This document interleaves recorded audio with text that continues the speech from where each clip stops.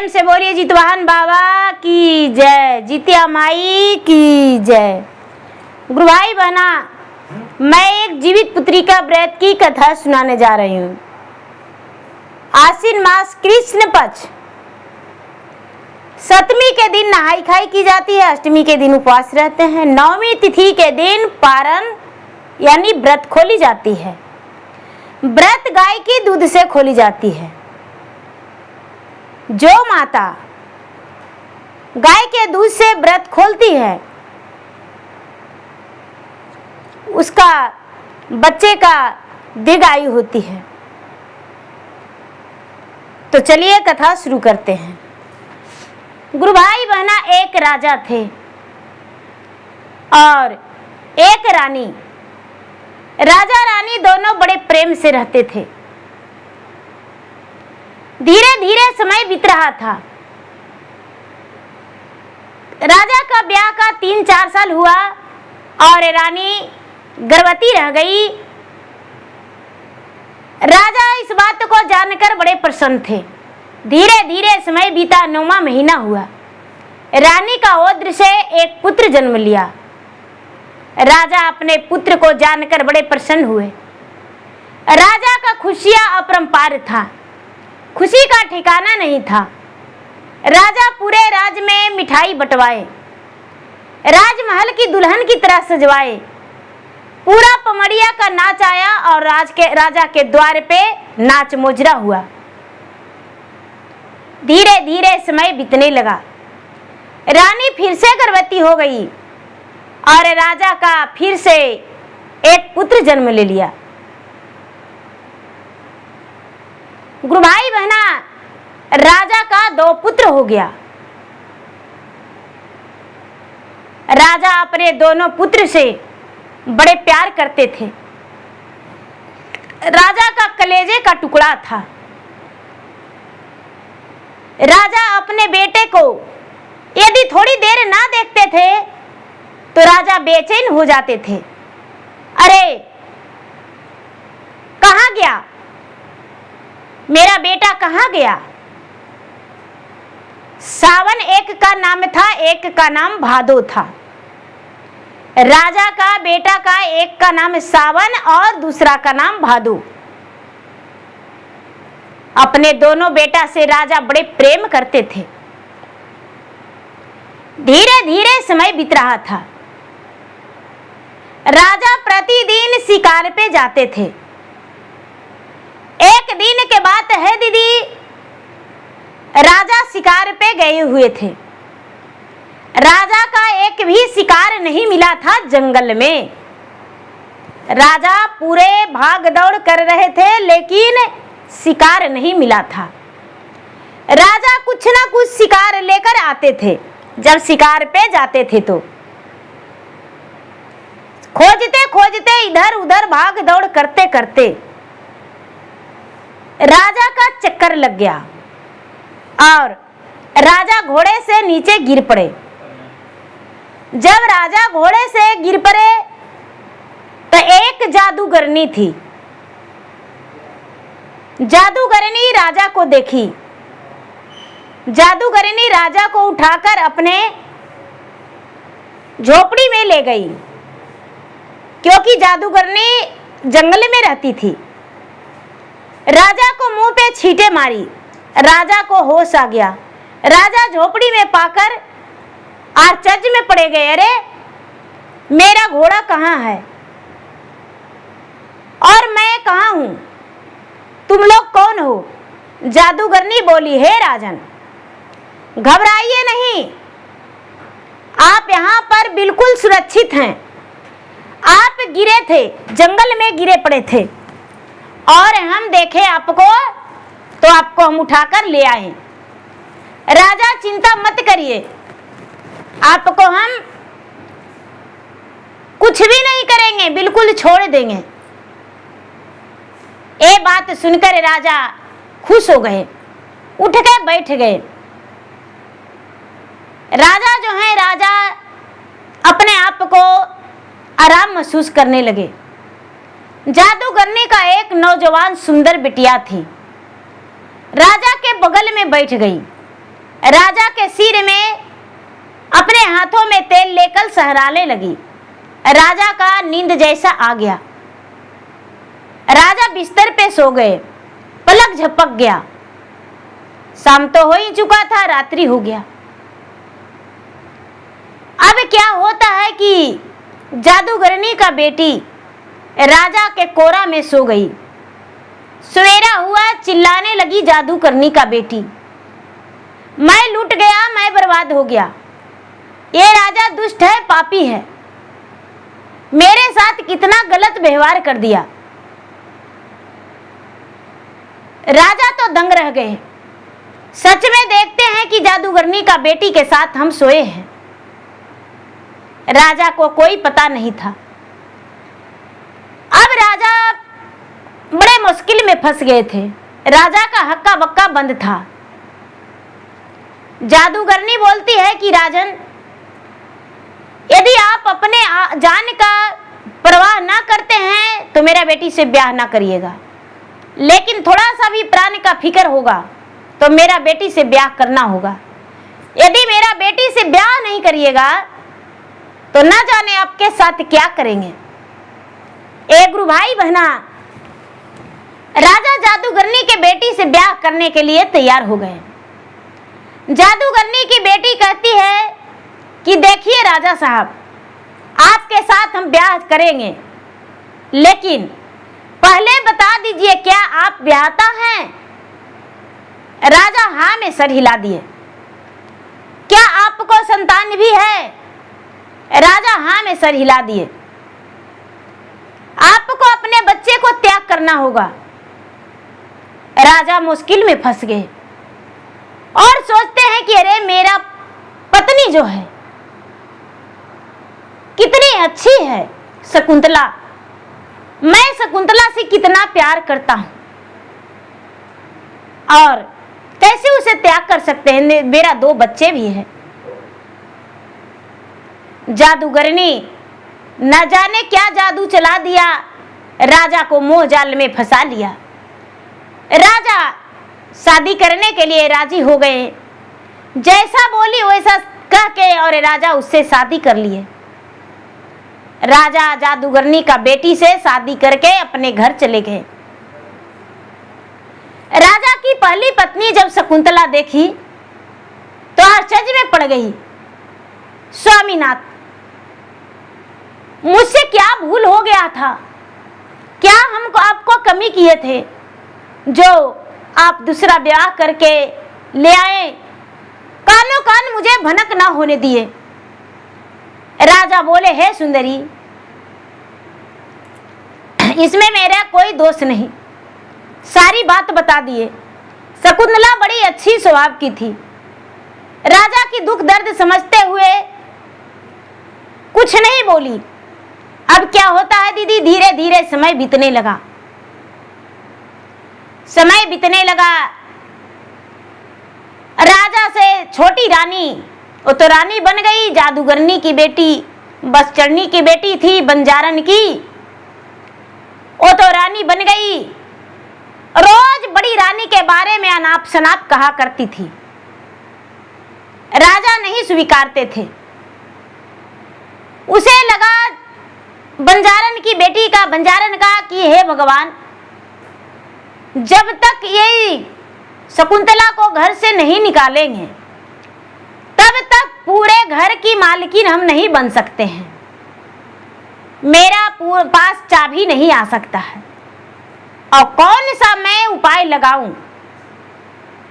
राजा से बोली, स्वामीनाथ, मुझे मां के पास जाने का मन कर रहा है।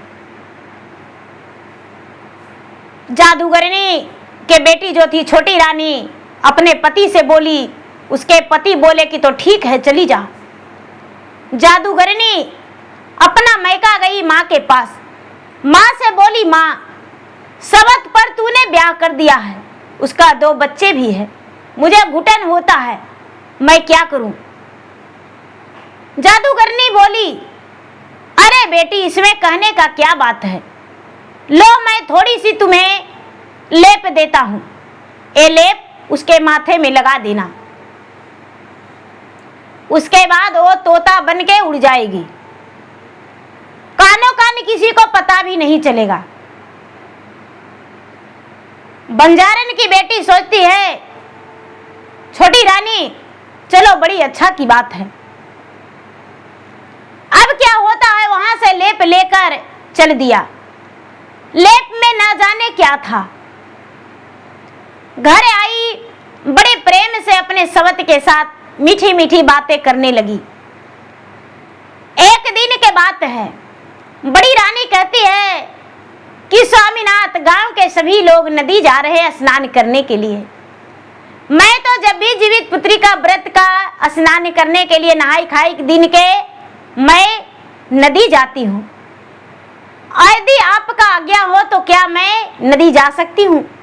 राजा मुस्कुराते हुए बोले, हे प्राण प्रिय, भला मैं आपको मना कैसे कर सकती हूँ? आप सोए जाइए और स्नान करके चले आइए। छोटी रानी कहती है, हे स्वामीनाथ, क्या बड़ी दीदी का दोनों बेटा है, उसमें मेरा कोई हक नहीं? क्या इस व्रत को हम नहीं रख सकते हैं? राजा मुस्कुराते हुए बोले, ये तो बड़ी सौभाग्य की बात है। दोनों मिलकर यदि व्रत करेंगे तो और अच्छी बात है। पुत्र दोनों का है। दोनों नदी स्नान चले गए। बड़ी रानी को छोटी रानी कहती है, दीदी आपको मैं बहुत गलत समझता था, लेकिन आप इतनी अच्छी हो मुझे पता नहीं। क्या आपको हम स्नान करवा सकते हैं? बड़ी रानी मुस्कुराते हुए बोली, कोई बात नहीं, मेरा बाल बड़ा बड़ा है, मेरे बाल में मिट्टी लगा दो और नदी में डुबी लगा लेंगे। सारे लोग स्नान कर रहे थे। एक क्या करती है कि बड़ी रानी को बाल में मिट्टी लगा के और जो दवाई ले लेती लेप, जादूगरनी न जाने क्या जादू कर दिया था। लगाते ही वो तोता बनके फुर हो गई, किसी को पता नहीं चला।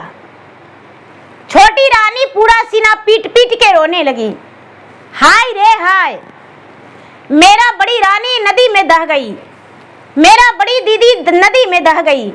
दो बच्चे को कौन संभालेगा, कौन देखेगा? सारे लोग जितने स्नान कर रहे थे बहुत चक्के में रह गए। अरे नदी में इतना तो पानी नहीं है जो कि नदी में रानी बह जाए। सारा लोग हिड़ हाड़ के देख लिए, पता नहीं चला। राजा को कानों कान भनक मिला। राजा मल्लाह को लेकर जाल को लेकर नदी में छान मरवाए, लेकिन बड़ी रानी का कोई अता पता नहीं चला। अब तो बड़ी रानी बेचारी उड़ते उड़ते उड़ते उड़ते राजा के पास गई। राजा के पास जाके मीठी मीठी भाषा में बोली। छोटी रानी देखती है तो कहती है कि अच्छा, तू यहाँ आ गई हो, तुम्हारा गर्दन मरोड़ने में मुझे देर नहीं लगेगा। मेरे पति को तू अपना नहीं बना सकती हो। अभी तो मैं तुम्हें तोता बनाया हूं, लेकिन थोड़ी देर में गर्दन मरोड़ देंगे। बड़ी रानी डर गई कि हे भगवान, हे जितवान भगवान, मैं तो उपास हूं, व्रत किया हूं, आपका ध्यान में हूं, कहां जाऊं? आप ही रास्ता बता दीजिए। आपको बताया हुआ रास्ता पे हम चल देंगे। क्या होता है दीदी, बड़ी रानी उड़ के बड़ा दूर चली जाती है, दूसरे राज्य में चली जाती है और एक राजा के पगड़ी पे बैठ जाती है तोता। राजा देखते हैं कि अरे मेरा पगड़ी पे सुंदर सा तोता बैठा हुआ है, जो कि मनुष्यों की तरह बातें बोलता है। बड़े प्यारे से राजा अपने हाथ पे ले लिए, हथेलिया पे बैठ गया। राजा सोचते हैं कि अरे अपना बेटी को दे देंगे तो ये तोता को देखकर मेरा बेटी बड़ा प्रसन्न हो जाएगी। और जो राजा थे, राजा अपने बेटी को ले जाकर दिए कि बेटी ये तोता है, लो इसे रखना। राजा की बेटी बहुत श्रृंगार करने में शौकीन थी, 16 श्रृंगार में रोज सजती थी, प्रतिदिन तोता को दिखलाती थी अरे तोता देखो मैं कैसा लग रही हूँ, मैं सुंदर हूँ। तोता मुस्कुराते हुए बोलती थी, हाँ रानी साहब आप बहुत सुंदर हैं, आप कितना अच्छा लगते हैं, इसका कोई भी अंदाजा नहीं लगा सकता है। ऐसा कहके तोता मुस्कुरा देती थी। बार बार कहती थी, रानी साहब राजकुमारी जी आपका एक कमी है, एक कमी है कि आप ब्याह नहीं करेंगे। जब आपका मांग में सिंदूर पड़ जाएगा तो आप बड़े सुंदर दिखेंगे। ऐसा कहके और चुप हो जाती थी। राजकुमारी शर्मा जाती थी। अरे तोता तुम भी ना कैसी बातें करती हो, अभी मुझे शादी नहीं करना है, मेरे जोग अभी राजकुमार तैयार नहीं हुआ है। जब मेरा शादी का वक्त आएगा मैं खुद अपने पिता से बता दूंगी, पिताजी मेरे शादी कर दीजिए। अरे हाँ क्या होता है दीदी, धीरे धीरे समय बीत रहा है। राजा बड़े उदास रहने लगे। छोटी रानी राजा को याद भुलाने में बड़ा मदद कर रही थी। बड़ी रानी का याद भुलाने में छोटी रानी मदद कर रही थी। दोनों बच्चे माँ का टूअर हो गया। दोनों बच्चे से छोटी रानी घर के सारा काम करवाती थी, कपड़ा धुलवाती थी। बड़ा वाला थोड़ा सा बड़ा था, कपड़ा धुलवाती थी, घर में झाड़ू लगवाती थी, गाय का सानी पानी करवाती थी। यदि थोड़ा सा आनाकानी करता था तो मार के देह फाड़ देती थी। इतना मारती थी कि दोनों बच्चे एकदम बिलख बिलख के रोता था। और राजा भी बेदर्दी बन गए, बच्चे को एकदम देखना पसंद नहीं करने लगे। सावन और भादो दोनों बड़ा दुखी रहता था, अपने माँ के वियोग में पड़ा रहता था। भगवान से बार बार यही कहता था कि हे भगवान, आखिर मैंने आपको क्या बिगाड़ा जो मेरा माँ को अपने साथ ले लिया गोद में। बड़ा दुखी रहता था। एक दिन के बात है कि राजा से बोली, राजा साहब आपका बेटा बहुत बदमाश है, घर का एक काम भी नहीं करता है, बच्चों के साथ इधर उधर जुआ खेलता है, शराब पीता है।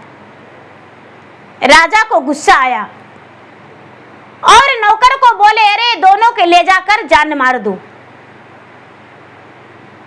नौकर बोलता है, नहीं राजा साहब, जिस घर के बड़ा चिराग है उसको कैसे बुझा सकते हैं, आप अभी गुस्से में बोल रहे हैं।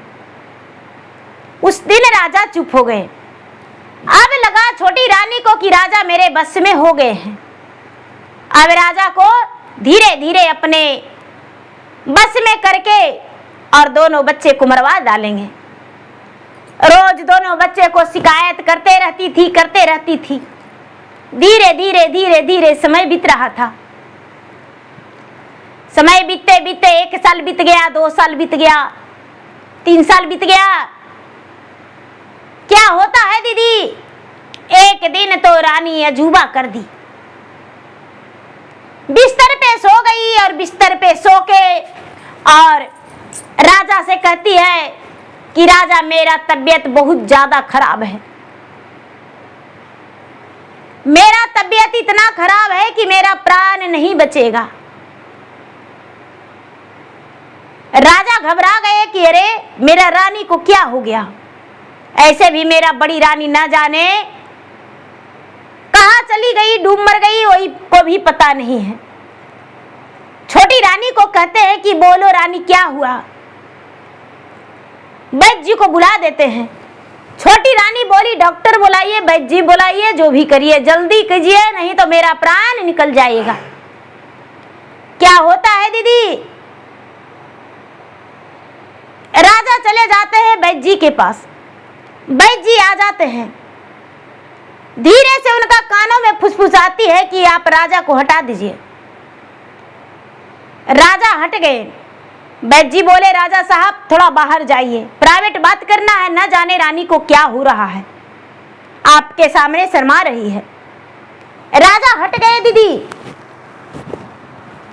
राजा हट गए और जो रानी थी वो अपने बारे में बता दी कि राजा साहब को बोलिए कि रानी का बचने जोग बीमारी नहीं है, एक ही इलाज है जो कि आपका जो पुत्र है उसका कलेजा खाएगी रानी और खून पिएगी और खून से स्नान करेगी, तब इसका प्राण बच जाएगा। बड़ा जो सावन है उसका कलेजा खाएगी और छोटा का खून पिएगी, तभी रानी का बचने का चांस है। राजा तनिक नहीं देर किए दीदी और बोल दिए कि ये मस्तू अवश्य देंगे, बच्चे का कलेजा तो दूर अपना कलेजा भी रानी को दे देंगे। रानी मन ही मन खुश हो गई और बोली कि राजा मेरे बस में। राजा तनिक भी देर नहीं किए और जाके जल्लाद को बोले, भाई मेरा दोनों बच्चे को ले जाओ, सावन और भादो दोनों को ले जाओ और ले जाके काट के गर्दन कलेजा निकाल लेना और खून भी एक बर्तन में लेकर आना। एक मिट्टी का बर्तन ले लिया और चला गया, दो, एक में कलेजा रखने के लिए, एक में खून। 4 जल्लाद लेकर चला गया। एक गुरु भाई बहना जल्लाद को देखकर दोनों बच्चा बोलता है, एक था 12 साल का, एक था 8 साल का। बड़ा वाला जो 12 साल का है वो बोलता है कि आप मुझे कहां ले जा रहे हैं, हमें बताइए। जल्लाद बोला,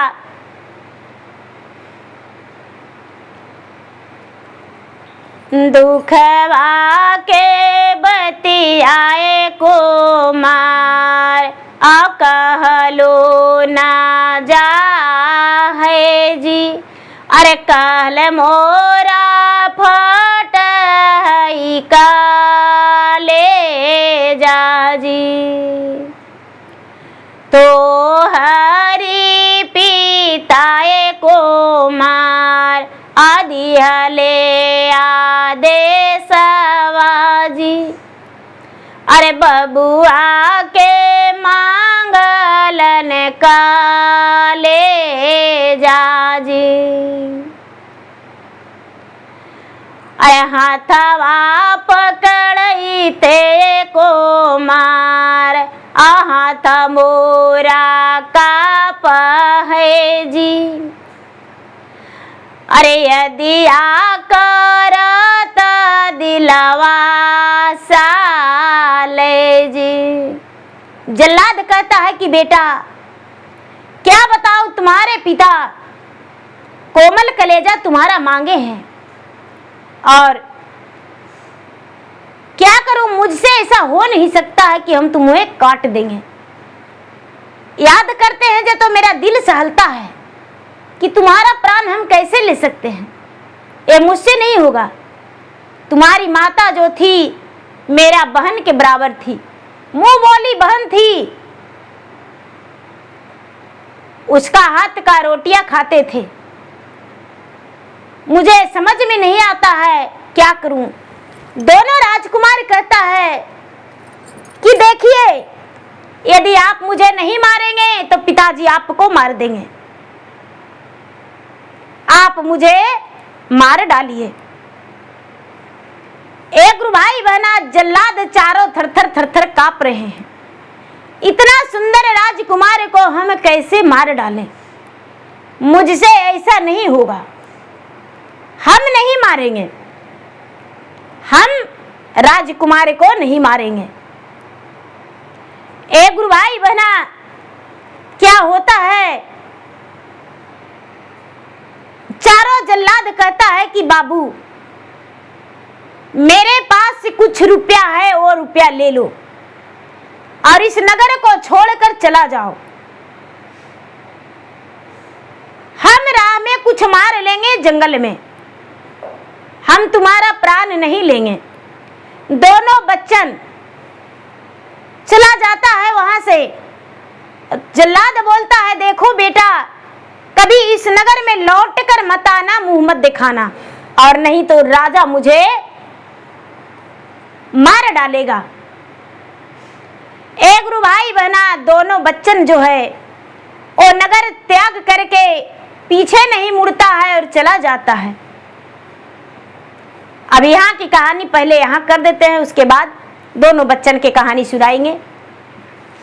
जल्लाद क्या करते हैं कि इधर उधर देखने लगते हैं तो देखते हैं कि एक बूढ़ा सियार मरा हुआ था, 4 से 5 दिन का मरा हुआ था, बड़ा दुर्गंध मार रहा था। जल्लाद सोचा कि चलो कोई बात नहीं, इसका यदि कलेजा निकाल लेंगे तो क्या दिक्कत है।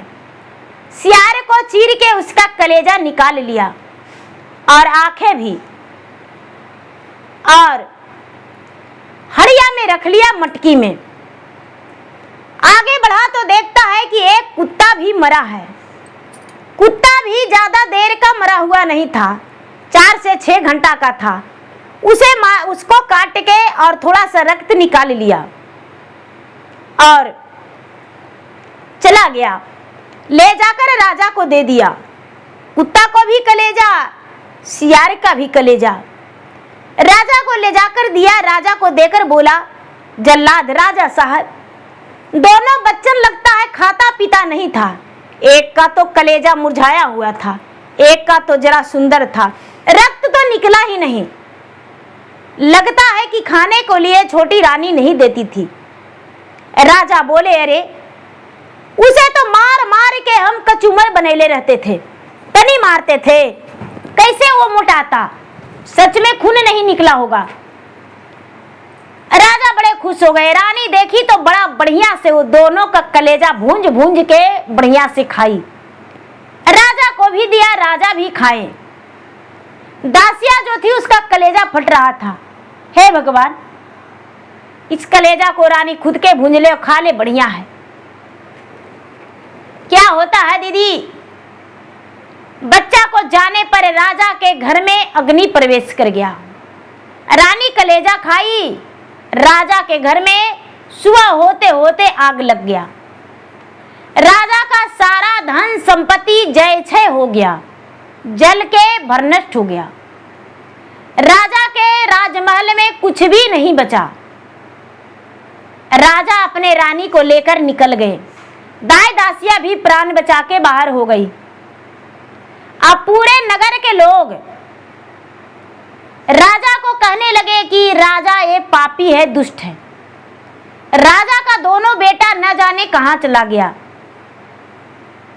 जल्लाद भी राजा पे उलट पड़ा, उल्टा वार कर दिया। अरे राजा कुकर्मी है, अपने रानी के कहने पर अपना दोनों बेटा के मरवा दिया और कलेजा भूंज भांज के खा गया। पाप लग गया राजा को, जो आग लग गया घर में। एक गुरु भाई बहना, पूरे नगर के लोग राजा रानी को धक्के मार के निकाल दिया। राजा नगर से निकल गए, दर दर भटकने लगे। राजा दुखरा मजूरी करके अपना पालन करने लगे। राजा के पास कोई धन नहीं रहा, राज नहीं रहा।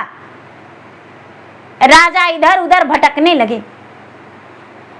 अब क्या होता है दीदी, जो जादूगरनी की बेटी थी, राजा को त्याग कर दिया। राजा को लात मार के बोलती है कि राजा, तुम्हारे धन के लालच में हम तुम्हारा साथ धरा था, आज तुम्हारे पास कुछ नहीं है, हम तुम्हें त्याग करते हैं। हम अपने माँ के साथ जाएंगे और फिर से दूसरा विवाह रचाएंगे। तुम्हारे जैसा मैं कई को ठोकर लगाया हूं और तुम्हें भी आज ठोकर लगाता हूं। राजा का बंद आंखें खुल गया, बंद आंखें खुल गया और राजा सोचने लगे, मेरा बेटा के भी मरवा दिया, लगता है मेरा पत्नी को भी इसी ने मार डाली है और मुझे धक्के मार दिया। राजा बहुत हाथ जोड़े गिड़गिड़ाए, लेकिन राजा की दूसरी पत्नी अपने माँ के पास चली गई। ना जाने उसके बाद उसके साथ क्या हुआ। राजा दर दर ठोकरे खाने लगे। एक राजा के यहाँ जाके नौकर के काम करने लगे और गाय गोरू के सानी पानी देने लगे।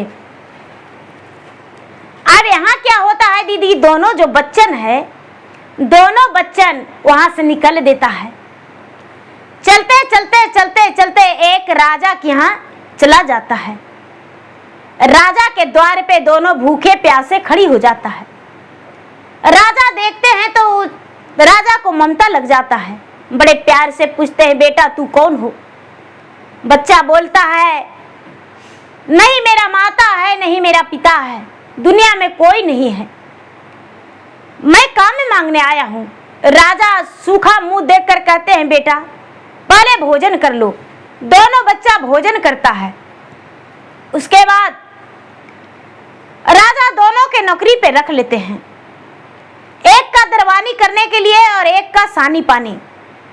बड़े भाई जो है सानी पानी करता है, छोटे दरवानी करता है।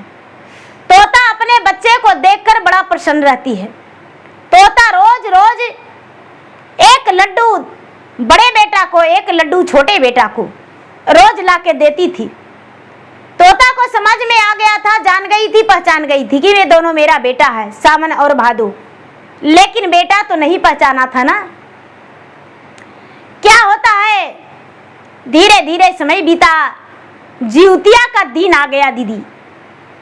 जिउतिया का दिन आ गया तो राजा की पत्नी जो थी वो जिउतिया व्रत करती थी। जिउतिया व्रत करती थी। नहाए खाए के दिन स्नान करने के लिए साथ में ले गई रानी और नदी में नहा के और लेकर आ गई। अपने भी आई और साथ में तोता भी। राजकुमारी जो थी, राजकुमारी घर में रही। तोता खुद का बोली, हमें नदी जाना है, हमें जाने दो। रानी लेकर नदी चले गए। अब क्या होता है दीदी, दूसरा दिन तोता उपास रह गई। राजकुमारी बोली, अरे तुम्हें भोजन नहीं करना है? तोता सर हिलाते हुए बोली, नहीं हम भोजन नहीं करेंगे। क्यों? नहीं नहीं, हम व्रत रखते हैं। अरे तुम्हें भी संतान है? हाँ मुझे भी संतान है, मुझे भी 2 पुत्र है। राजकुमारी चुप रही। अब क्या होता है दीदी, रानी लेकर और चले गए तोता को स्नान कराने नदी में। उपास के दिन नदी में तोता फड़फड़ा के स्नान किया, पूरा बढ़िया से स्नान किया। जो धीरे धीरे उसका माथा का लेप था वो धुलने लगा। माथा में जो उसका ना जाने कौन सी दवाई जड़िया बुटिया क्या था वो धुलने लगा। खूब तोता डूबी मारी और खूब नहाई आहक चहक के। धुलते धुलते सारा धुल गया। तोता एक सुंदर रानी में बदल गई, 16 सिंगार में सजी हुई और पूरा आभूषण से जड़ी हुई। तोता एक रानी बन गई। जो रानी ले गई थी वो शकुंतला को देखकर घबरा गई और जोर से चिल्लाई, भाई मेरा कोई प्राण बचाओ। ये तोता नहीं, एक लगता है चुड़ैल है। शकुंतला हाथ पकड़ के कहती है, रानी साहब मैं सारा कहानी बताता हूं, और अपनी दर्द भरी कहानियां पूरा बता दी। रानी का आंखों से आंसू गिरने लगा। रानी का आंखों से आंसू गिरने लगा। गुरु भाई बहना उसे लेकर घर गई। राजकुमारी पूछने लगी, माँ तुम तोता ले गई हो? तोता, अरे तोता यही है। तोता?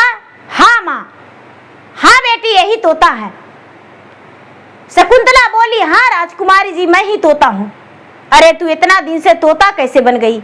बेचारी दुख भरी बातें सुनाई। दोनों बेटा जो था, दोनों बेटा को रानी पहचान गई। रानी अपना बेटा को गले लगाई। गले लगाई तो बेटा भी जवान हो चुका था। अब क्या होता है दीदी, जो शकुंतला थी वो दासी बन के रहने लगी उसी राजमहल में। और राजा का बेटी का ब्याह का तैयारी हो गया। राजा का बेटी का ब्याह का तैयारी हो गया। राजा स्वयंवर रचा दिए। बारात जो है, बारात का तैयारी हो गया।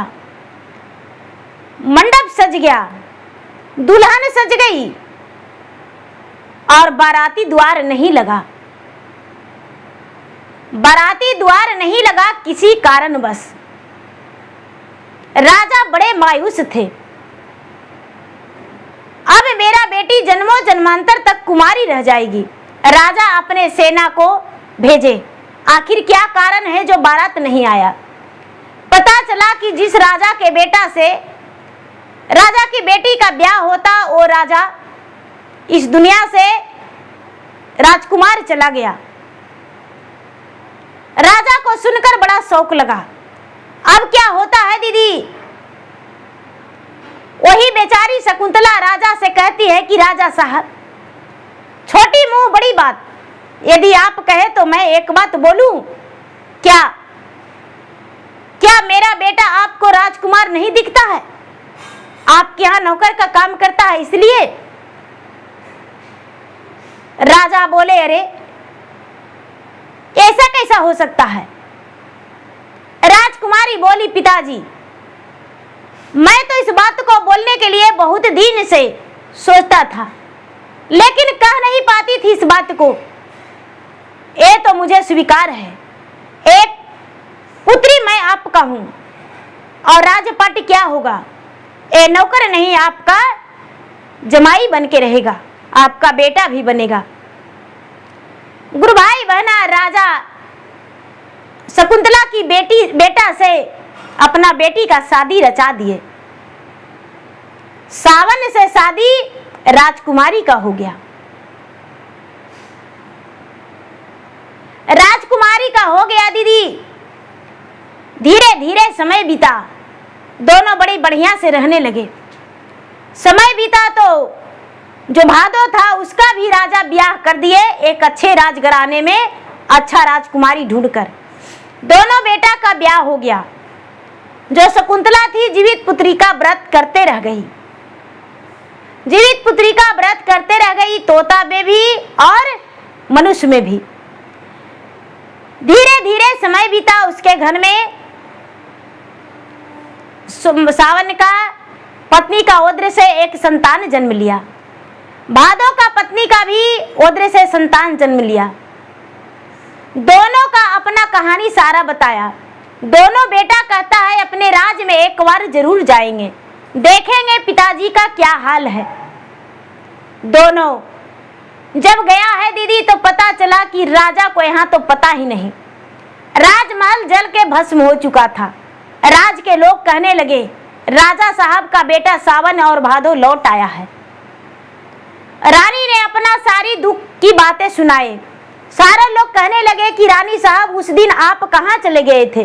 रानी बोली, जीवित पुत्री का दिन के स्नान करने वाला दिन मुझे छोटी रानी ने एक तोता बना के और उड़ा दिया था और मैं तोता बन के उड़ गया था।